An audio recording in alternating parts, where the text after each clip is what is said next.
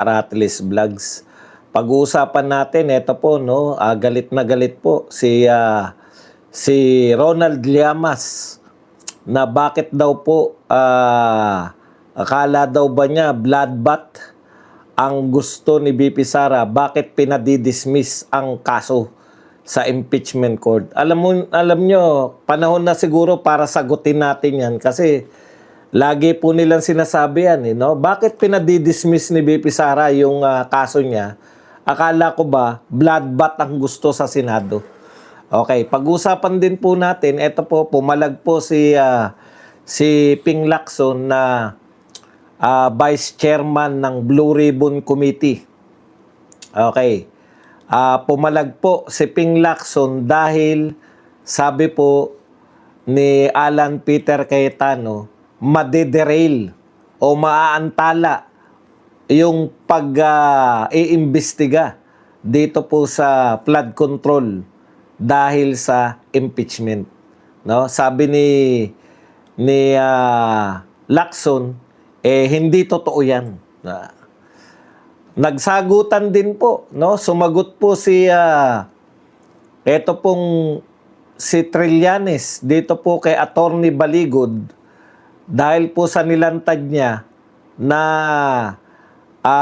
pangungumbinsi, pag-aalok ng 10 million each sa bawat isang 18 ex-Marines para bumaliktad na pinabulaanan po ni Trillanes at sinabing ito ay fake news. At iba pa pong mga balita, pero bago yan, kung bago ka pa lang dito sa ating channel, mag-subscribe ka na. Dahil ito lang ang tanging channel na may kinikilingan, may pinapanigan. Una sa balita, huli sa impormasyon, kaya ano pang hinihintay nyo? Pindot na, okay. Pag-usapan natin, no? Kung ano na lang po yung unang dumating. Yun na po ang ating pag-uusapan.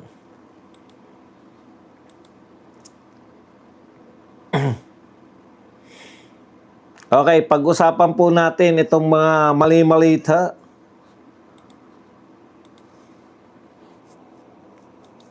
Inoon ko lang po yung ating yung ating hanap buhay. Yan. Naon na po ang ating hanap buhay. Pag-usapan na po natin kung ano po yung nakalagay rito. Ito po, meron pong isang lagi ko na nakikita to na umaatake sa mga Duterte, sa pong DDH na nagngangalang Patibaw. Sabi po, paano magiging maayos ang bata kung ang magulang ay DDS? Patay, tatawa pa sa rape joke. Ayan po, no? Ngayon po ay kasalukuyan ng isinisisi po nila, no? Matapos po hindi maisisi, walang maniwala kay Risa Ontiveros na yung Gorbax na laro ang dahilan kung bakit namaril. Ito na naman po ang mga kampon ng kadiliman, no? Nagbadya na naman. Hindi po kampon ng kadiliman ni Satanas, kampon ng kadiliman ng makulimlimang kilikili. Madidilim po ang kanilang mga kilikili. Uy, may mga Duterte din daw na madilim ang kilikili. Pagpasensyahan nyo na po kung nasasak. Hindi naman sa akin yan. Makulimlim ang kilikili ni Luis Tro. Okay, ito po ang sinabi. Paano raw magiging maayos ang bata kung ang magulang ay DDS? Anak ng tinapay, oh. Lahat na lang DDS ang sinisisi nyo. Pati ba naman yun? Very obvious po na yung mga bata na yan, apektado po yan ng tinatawag nating pagkaunawa nila doon po sa batas ni Kiko Pangilinan na hindi sila mapaparusahan. Huwag na tayong magbulahan. Kung may pangunahin po kayong dapat sisihin, yan po yung yan na po yung kay Kiko Pangilinan na batas na maski siya ay nahihirapan na siyang ipaliwanag. Lalo nyo pong inililigtas si Kiko Pangilinan, lalo pong natutuklasan ng tao. Kasi una, curiosity, ano ba tong batas na to? Bakit sinisisi si Kiko Pangilinan. Ngayon po, lalong nare-realize po ng mga tao na totoo nga na wala talagang kaparusahan itong mga bata na to. Huwag nyo na pong bubulahin yung mga tao. Simple lang po.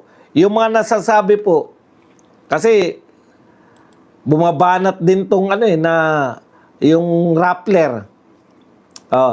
Binabanatan po si Kiko Barsaga na yung sa Tacloban daw po ay disinformation daw po yung ginagawa ni Kiko Barsaga. Alam po ninyo, isahan na lang po, wag na kayong mangloko ng tao. Ang mga batang minor de edad, maski yung 14, maski yung 15 anyos, hindi po sila mapaparusahan. Yan po ang katotohanan. Yan po ay ayon sa batas ni Kiko Pangilinan. No? Hindi po yan ayon sa Gorbax. Hindi po yan ayon sa video games. Hindi po ayon dahil DDS ang kung sino mang kamag-anak. Alam niyo po ba na ilan ang bumoto kay BP Sara? 32 million. Lahat po yan 32 million na yan, adults. May mga kamag-anak po yan. Wala pa po akong nakita na nagsisi na binoto si BP Sara. Marami nagsisi na binoto si BBM, pero si BP Sara, wala po akong narinig na nagsisi na binoto si BP Sara. Ibig sabihin, intact pa yung 32 million, nadadagdagan pa yan. Ng lahat po ng naniwala na palpak si BBM, palpak ang kanyang pamumuno, nadadagdagan yan. So, sa madaling salita mga kapatid, paano nyo isisisi sa mga supporter ni Duterte kung yung mga nameril na bata ay hindi mapaparusahan? Ang usapin po rito, hindi po yung krimen na no?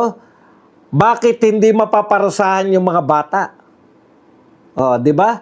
Kaya hindi mapaparusahan kasi sa batas ni Kiko. Lahat po na nagsabi na mapaparusahan sila, nanlilin lang. Sila po yung nagdi-disinformation. Pasimplihin po natin, ano po ang parusa sa murder? Reclusion perpetua, habang buhay na pagkakabilanggo.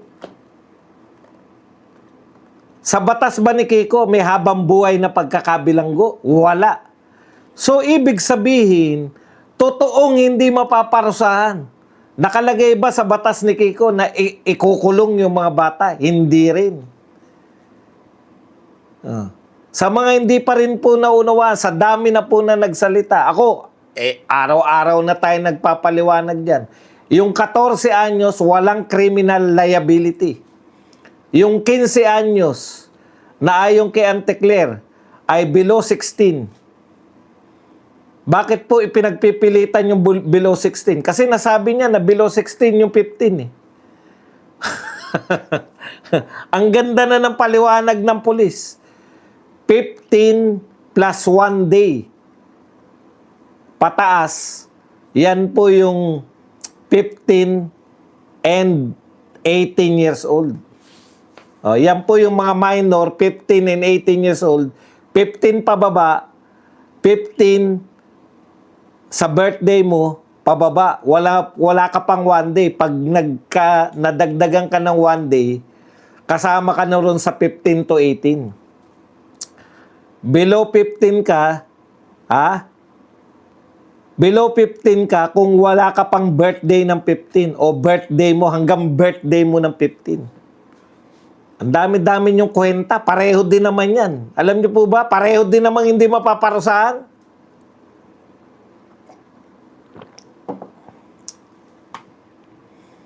Yung isa po, kinasuhan, pero pag napatunayan po na siya ay guilty, hindi pa rin po makukulong. Naintindihan nyo? Suspended the sentence. Isususpende po yung sentence. Kasi ang sentence po, sa normal na tao, 18 pataas. Pag murder, reclusion perpetua. Habang buhay na pagkakabilanggo. Dito, 15 to 18, minor, habang buhay na pagkabilanggo pa? Hindi po. Hindi siya makukulong. Ire-rehab siya. Huwag niyo na pong ipagpilitan na kulungan niya rehab. Eh di ang tawag pala natin sa mga pinare-rehab na drug addict ay pinakukulong. O hindi niyo tatanggapin yan, di ba? Kaya wag na po kayo, katwiran kayo ng katwiran na mapaparusahan. Hindi po mapaparusahan. Ano ba parusa? Habang buhay na pagkabilanggo. Ilang taon mabibilanggo yung bata? 1 taon. Hindi po bilanggo. Ire-rehab siya. Pag tumino siya sa loob ng 1 taon, laya. Yung pong normal, 18 patas. Pag napatunayang guilty, habang buhay. Ibig mo sabihin ba dong wala na 1 taon, malalaya? Oo, hindi. Sa normal na tao, 50 anyos ka, nakapatay ka, murder. Iba yung iba yung homicide. Murder. Ayun po yun. Kaya yung mga sinasabi nyo, mga katwiran nyo, kayo, yung mga Duterte supporters, ang totoong nagsasabi ng totoo dito. Hindi napaparusahan. Yan ang katotohanan. Hindi sila mapaparusahan. Ire-rehab sila.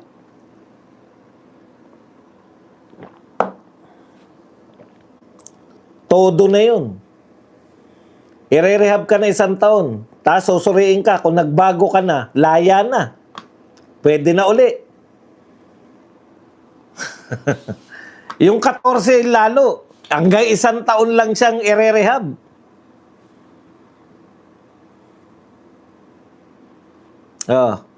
Sana naintindihan nyo kahit paulit-ulit na tayo riyan. Ito pa po ang isa.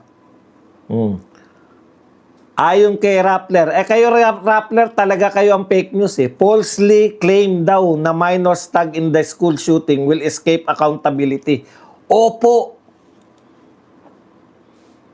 Pinalalabas ng Rappler, hindi raw totoo yung sinasabi ni Kiko Barsaga na ligtas sa accountability mga bata. Wala silang accountability. Kaya sila ligtas. Kaya dapat baguhin ang batas ni Kiko. Yan ang solusyon, hindi yung papatawag nyo yung Gorbax. Pagbabawal nyo yung Gorbax. Eto marami pong bata na nanonood. Alam po nila yung Tacloban shooting. Hindi ko po alam kung alam nila yung Gorbax.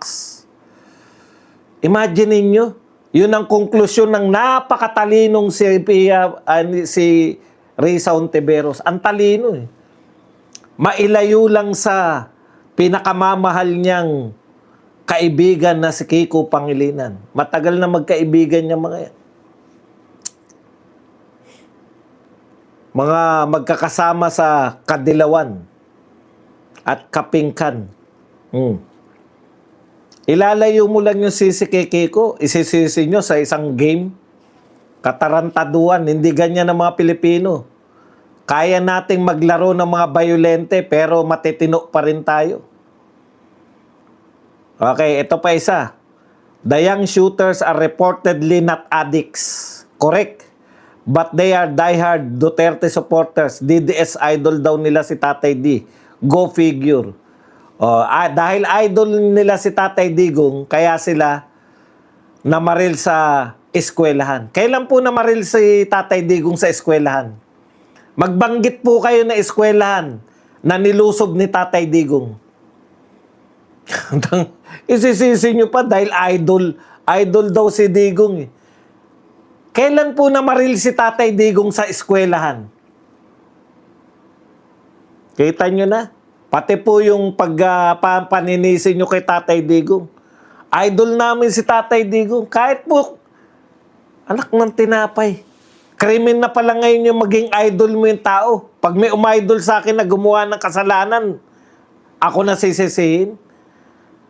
Mga walang katuturan talaga mga utak na.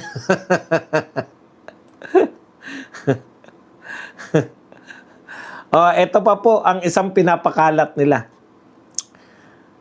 Bakit ayaw ipamarka ng kampo ni Sara Duterte ang sealed BIR box? Takot ba silang mabunyag ang smoking gun evidence sa loob nito? Ayan po ang tanong ng mga kumag.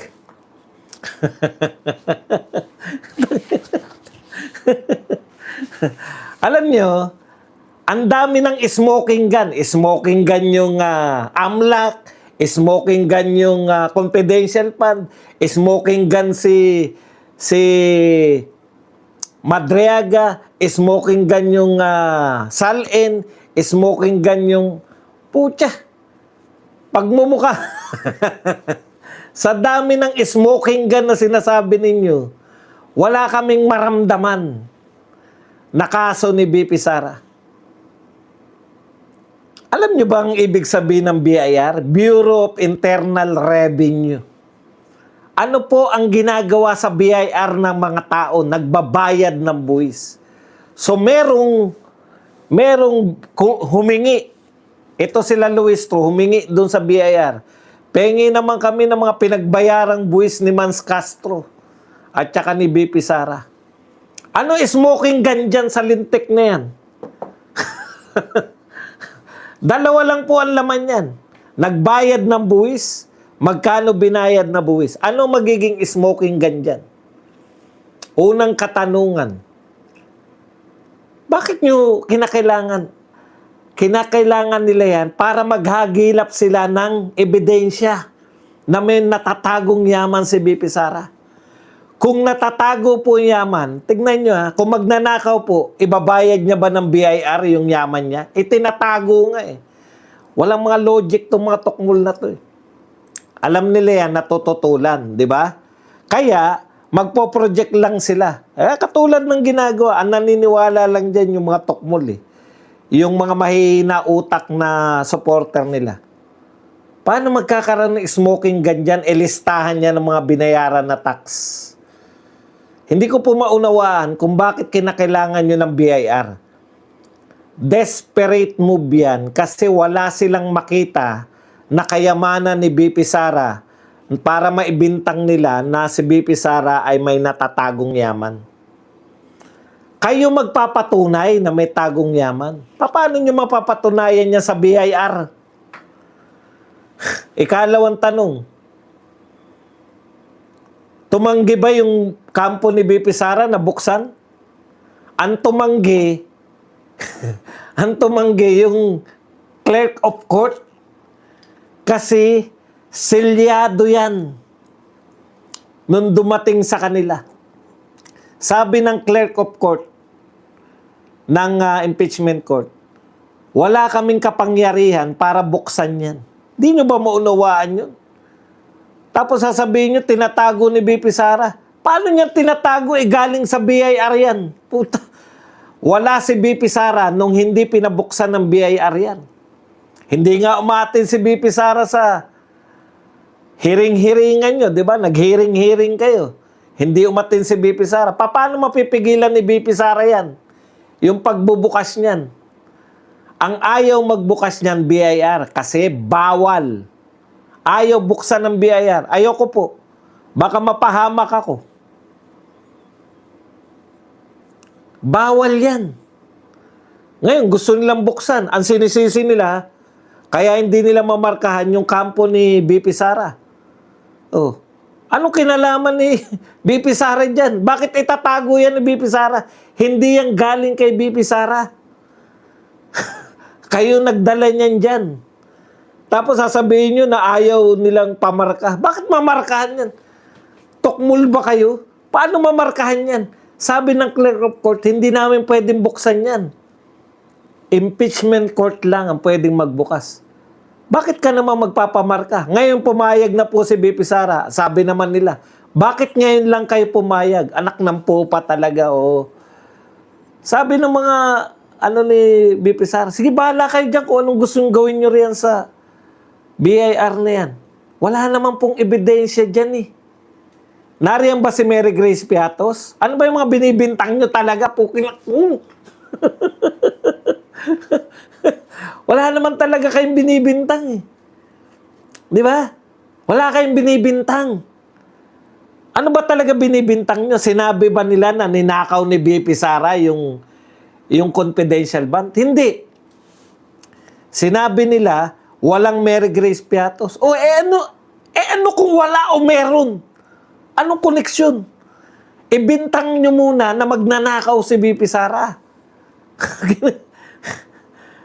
Tayo nyo sabihin na magnanakaw si BP Sara, tapos patutunayan nyo ngayon, ano ninakaw, magkano ninakaw.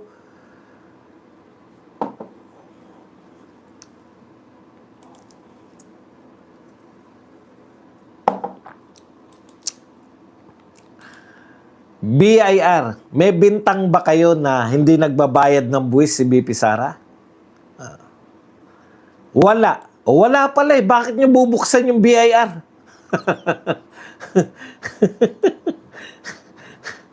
Tangin ng mga engot. Kasi naghahanap pa rin sila hanggang ngayon ng ebidensya. Hanggang ngayon, wala pa rin po silang ebidensya. Di ba?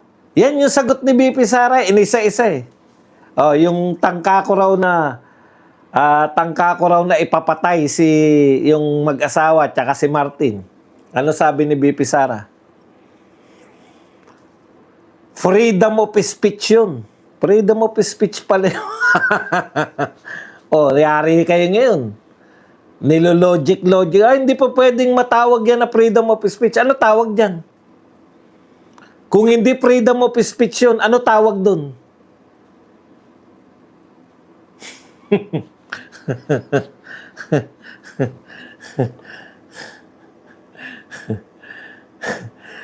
yung mga basic na sanay kasi sila na na wala ng freedom of speech eh. Lahat ng mga magsasalita kontra idedemanda nila.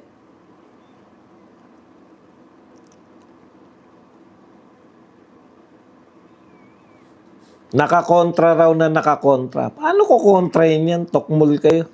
Okay. Eto na po tayo. Sabi po ng pangit na katwira. Si Ronald Llamas po ay napakapangit ng katwira. Ang pangit ng katwiran. Sabi ni Ronald Llamas, pinapadismiss. Akala ko ba bloodbath will happen in the Senate? Bakit naduduwag? Okay, tayo nyo duwag daw si BP Sara. Ayaw daw ng bloodbath kasi pinadidismiss. Alam nyo po, lahat po ng sinampahan ng kaso, ano ang request o panalangin? Lahat walang sino man, pero siguro walang abogado. Lahat po ng may abogado, ano po ang gusto nila? Ipa-dismiss yung kaso. Normal po yun. Di ba? Lalo na to. Sabi ni BP Sara sa kanyang sagot, wala po silang ebidensya. Wala silang ebidensya sa confidential fund.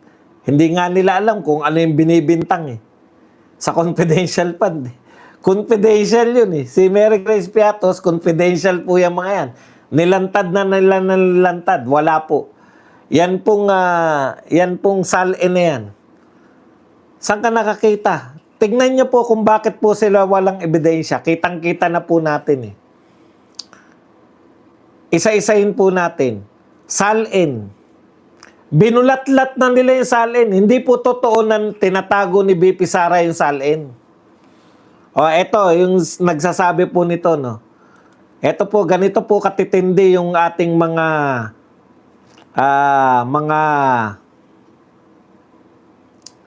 media. Palas to BP Sara, why hide SALN? The core answers to wealth question. Bakit daw tinatago ni BP Sara yung kanyang SALN? Samantalang ito daw po yung sagot sa kino-question o yung questionabling kayamanan o yung itinatagong yaman niya. Sino po ba ang nagtatago ng SALN? Hindi ba kayo nanood ng hearing? Alam ko po, lahat na nakanood ng hearing, ni BP Sara. Di ba tinatanong nila yung upuan? Yung upuan ni BP Sara? Kung nariyan ka ba, BP Sara? Ang drama eh, di ba? Oh. Hindi ba binulatlat na nila yung salin? Anong sinasabi niyong tinatago ni BP Sara? Ayaw nga ni BP Sara dahil yan po ay sa tingin nila ay hindi po makatarungan na ibulatlat yung salin ng isang government employee. Binulatlat nila. Tapos sasabihin nyo, tinatago. Ibig sabihin yung binulatlat nyo na tinalakay nyo rin sa hearing na salin, hindi kay BP Sara yun. Tinatago ni BP Sara yung salin. Huwag nyo lulukuhin yung tao. Hindi po maitago ni BP Sara dahil binulatlat nyo na. Pwede mo pa bang itago yung binulatlat nyo na?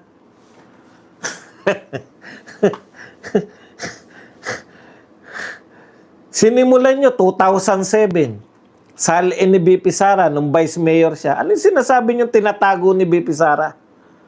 Hindi siya pumapayag na yan ay gawing ebidensya. Bakit? Kasi sa ilong ni Redon,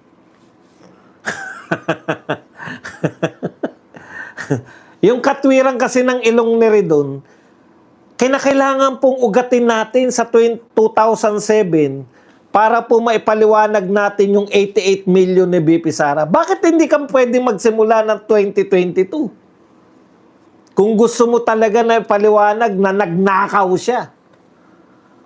Ang demanda po kay BP Sara, gumawa siya ng kasalanan nang siya ay vice president. Kaya dapat siya matanggal bilang vice president. Di po ba? Ngayon, labas po sa lahat. Pag hindi pa po siya vice president, hindi niyo siya pwedeng sabihin na ebidensya to laban kay BP Sara. Ano po ang ibig sabihin natin? From 2022 to 2025, kasi 2025 yung huli, wala silang makitang anomalya sa salin ni BP Sara. Ibig sabihin, normal lang. Normal lang sa salin ni BP Sara yung kanyang pera, normal lang yung pasok ng pera, labas ng pera. Walang tinatago kasi nahawak na nila eh. Bakit kinakailangan po nila na isama 2007? Para magmukha po na ang laki ng inilobo ng pera ni BP Sara mula 2007. Dekada po yun eh. 2 dekada natural. Di ba? By, anong tawag doon? Yung normal na pagtaas ng presyo. Ano yung termino dyan sa economics? Yung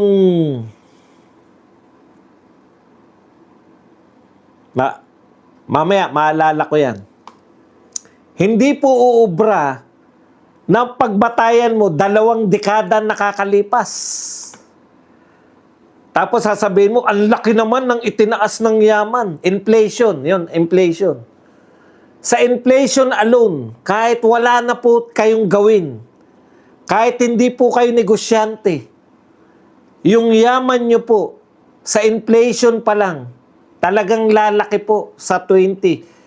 Kasama po dyan, siyempre, yung house and lot eh. Ako nga, binibigay kong halimbawa sa akin eh. Nung ako po ay nagsimula po ako sa public, nagtrabaho ko sa gobyerno, kumuha na agad ako. Nung na-permanent ako, una kong gustong ipundar, umutang sa Pag-ibig, bahay at lupa. At that time, malaki na po yung 303,000. 80 square meters yung kinuha ko. Yung iba, ano lang eh, 40 square meters lang eh. Yung dikit-dikit eh. Ako, malaki yung lupa. Sabi ko, malaki to ang presyo ngayon. Pero balang araw to. 303,000. Ngayon, kung ibebenta ko yun, siguro 6 million. Tatawaran nyo ng 5 million. Pwede na. Ilang porsyento po ang tinaas ng 303,000 na naging 6 million? Ganon ang gusto nilang palabasin. magsimula dun sa ano, para sasabihin nila, 3,000%. Grabe! Saan mo kinuha yan? 3,000%. Imagine niyo po yung utak na yan. Oh, yung pagiging violente, wala po silang maipakita na totoo na si BP Sara po ay nag-hire ng assassin. Hindi po nila ma-produce yung assassin. Ngayon, ang ipoproduce nila, yung sinapak. Mapapatunayan niya na si BP Sara dahil sinapak siya. Yung sheriff na sinapak ni BP Sara, siya ang kukunin testigo para patunayan na si BP Sara ay talagang nag-hire ng assassin para ipatigok si BBM at ang kanyang asawa at ang kanyang pinsan. Paano mapapatunayan ng sinapak na sheriff na si BP Sara ay nag-hire ng assassin?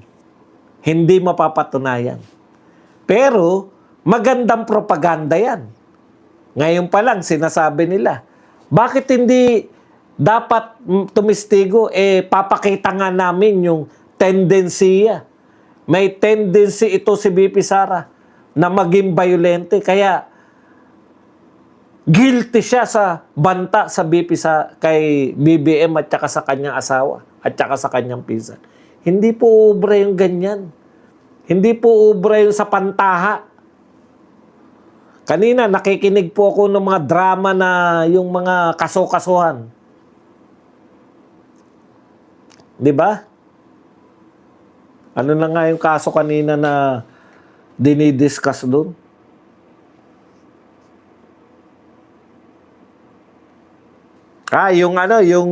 Yung bawal pala sa Amerika, pag dati kang empleyado, kukunin mo yung mga kliyente mo sa galing sa sabi ng judge. Oh, eto ebidensya niya na siya yung sinik. Siya yung hindi niya inahas yung inyong kliyente. Ang bintang nung dating niyang pinagtatrabuhan, inahas nito yung kliyente namin eh. Oh, may patunay yung isa na eto yung yung kliyente nyo ang naghanap sa kanya. Siya yung yung kliyente nyo. Oh. Hindi po. Kaya naman kasi dahil haka-haka mo lang yan. Asan ang ebidensya mo na siya yung naunang nang sa kliyente nyo? O kung wala kang ebidensya, haka-haka. Ebidensya versus haka-haka. Kaya yan, tama yung ganun. Haka-haka lang po nila yan. Kung wala silang ebidensya, lahat po yan haka-haka. Haka-haka lang nila na konklusyon na dahil nasapak o itong sheriff, kaya ni BP Sara na mag-hire ng assassin. Di ba ang layo? Kasi wala talaga silang ebidensya. At dahil wala silang ebidensya, lalo na po yung sa AMLAC. Alam niyo po ba kung anong unang gagawin ng AMLAC? Kung naramdaman niya na kayo po ay mayroong ginawang illegal? Yung may hinuha pa lang sila, pinagbibintangan kayo na may illegal kayong ginagawa. Anong unang gagawin ng AMLAC? I-freeze yung asset nyo. Tanong, na-freeze ba yung asset ni BP Sara? Wala tayong nabalitaan, no? So, ano yung sinasabi ng AMLAC? Wala silang sinasabi. Yung hinuha lang ng mga to, sabi nga ng AMLAC pwede pong hindi, pwede pong totoo yung tinatanong. So, ibig sabihin, may natira pa pong bilyon dun sa bank account ni BP Sara. Sabi ng AMLAC, yung tababoy, pwedeng meron, pwedeng wala. Yun ba naman ebidensya? Pwedeng meron at pwedeng wala. Yun ang mga nila. Paano may ipipress yung asset nun? Wala naman. Tsaka transaction yun. Hindi naman sinabi na illegal. May illegal bang ginawa? Wala. Sinabi lang, may natira bang pera? Na bilyon? Transaction lang yun eh. Yung sinasabi ng AMLAC eh. Kaya, ipapadismiss talaga ni BP Sara. Wala kayong ebidensya eh. Oh. Tapos ngayon, sasabihin nila, Mary Grace Piatos. Alam nyo kung bakit nila inuulit-ulit na testigo namin si Mary Grace Piatos? Para sasagot, baka sumagot yung ni BP Sara, sabihin, pumalag na, bakit nyo kukunin yan? Ganun. Hindi sila pinapansin. Nakita nyo, hindi sila pinansin. Pinagtatawanan lang sila ng mga abogado. So, walang talab yung Mary Grace Piatos. Dahil hindi naman nila nakita si Mary Grace Piatos eh. Ngayon, ano lang ang gusto nila? As usual, pag pumalag sila, bakit nyo kukunin si Mary Grace Piatos? Confidential agent. Yan, tinatago nyo talaga. Ganun. Hindi nila pinansin. Baliwala. Ano ang ebidensya nila? Huwag nga muna ebidensya. Ano ba ang binibintang talaga ni BP Sara? Kay BP Sara, nag-hire ng assassin. Asan yung assassin? Pakita nyo. Wala sila mapakitang assassin. Tsaka hindi ba nila nauunawaan? Ang linaw sa video Sumasagot si BP Sara,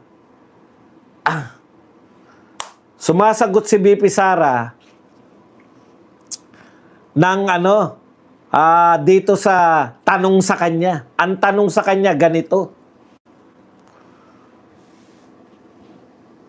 Paano po yung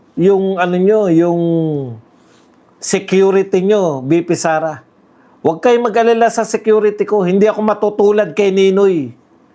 Pinapatay nila, hindi nakapaghiganti. Ako, pag pinapatay nila ako, may kinausap na ako. Di ba nila naintindihan? Conditional yun. Pag pinatigok nyo.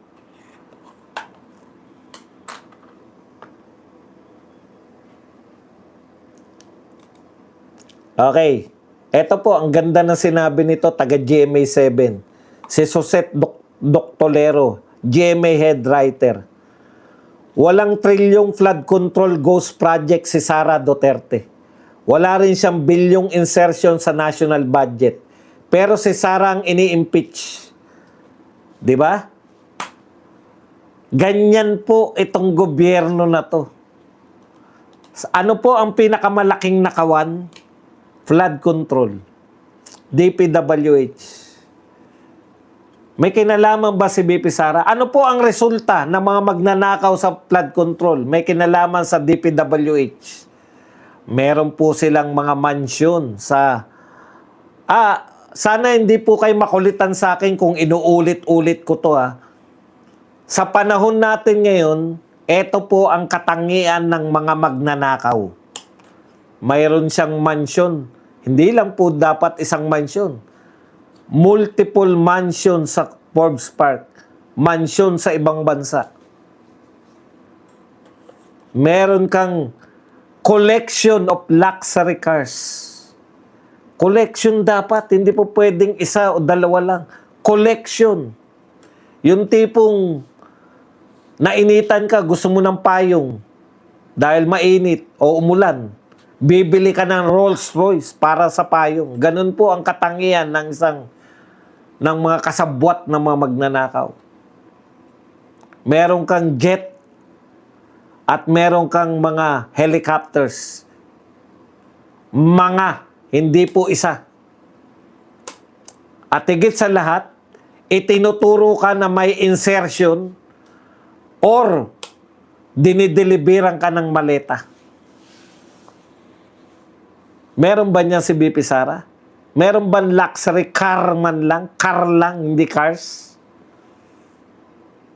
Diba? Wala naman Kahit paulit-ulit ako dyan. Hindi po pwede na sabihin nila, na magnanakaw si BP Sara na wala naman silang pinapakitang ninakaw. Yaman.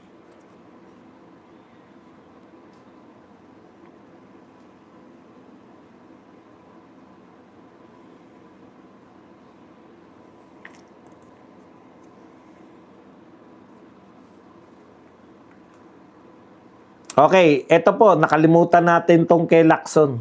Yan. Alam nyo, bad trip talaga si Lacson. Ito problema, ang tatanda na nila Lacson at ni Tito Soto. Yung tipong yung mga kapanahunan nila, yung mga kaidara nila, nagretiro na't lahat. Yung mga kaidara nila, yung magagaling na senador, ito problema eh. Pag maambisyon kang tao, tapos hindi ka kasing galing ng mga inabutan mong senador, lagi kang nasa, di ba? Kasi, sino mga nakasabay niyan? Sila Miriam Defensor Santiago, Raul Roco, Joker Arroyo, Juan Ponce Enrile, si Dugudugugang, Dick Gordon, sila Bigman, Iloilo Bigman, Drilon, tatay ni Cayetano, Ginggona, yung mag-amang Ginggona, Tanyada, yung anak na kasabayan nila, yung anak ni Tanyada. Hindi po si Jody Venecia, hindi po siya naging senador. Ang gagaling, di ba? Kaya lagi po silang nasa isang suyok lang. Alam niya si Tito Soto, tsaka yan si Ping Lacson, ang tingin namin dyan nun, para lang po yan sila ano ngayon, sila Lito Lapid, yan si Tito Soto, ganyan lang po talaga.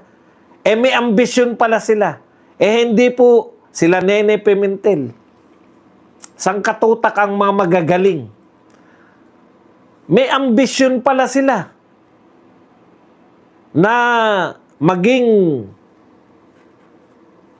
may pangarap pala sila na maging pinuno ng mga kung ano-anong komite at maging presidente at ng Senado. Hindi nga sila obra sa mga kaedara nila.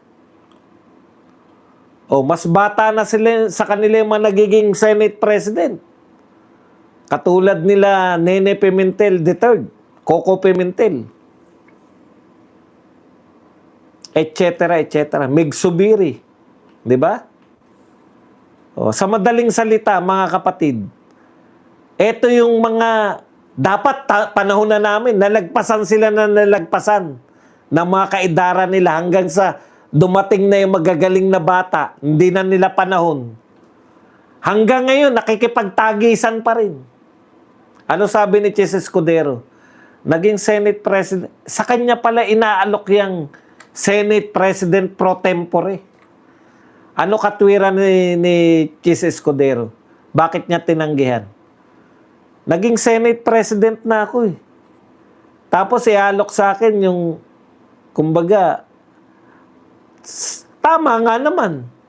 Parang kung naging presidente ka na tapos tatakbo ka bilang vice president, di ba? Degrading. Yun po ang ginawa ni Tito Soto. Sabik sa kapangyarihan yung dalawa na yan. Kasi nung panahon nila, hindi sila nabibigyan, hindi sila napapansin kasi alam nyo na kung bakit. Hindi naman sila kagalingan. Ang layo po nila sa mga magagaling na senador. Kaya hanggang ngayon, nakikipagpaligsahan sa mga bata. Ano tayo? Di ba pakiramdam mo na demote ka? Galing ka na sa Senate Presidency, tapos second in command ka lang. Tinanggap ni Tito Soto. Ganun talaga eh.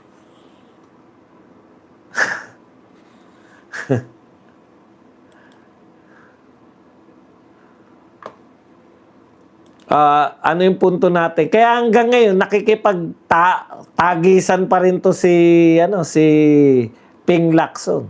Sabi ni Ping Lacson, kasi sabi po ni Cayetano, ayan, Senator Pampilo Ping Lacson dismissed claims that the upcoming impeachment trial of Vice President Sara Duterte would derail the Senate's investigation into alleged anomalies in flood control projects, saying such accusations are being advanced by politicians already gearing up for the 2028 election.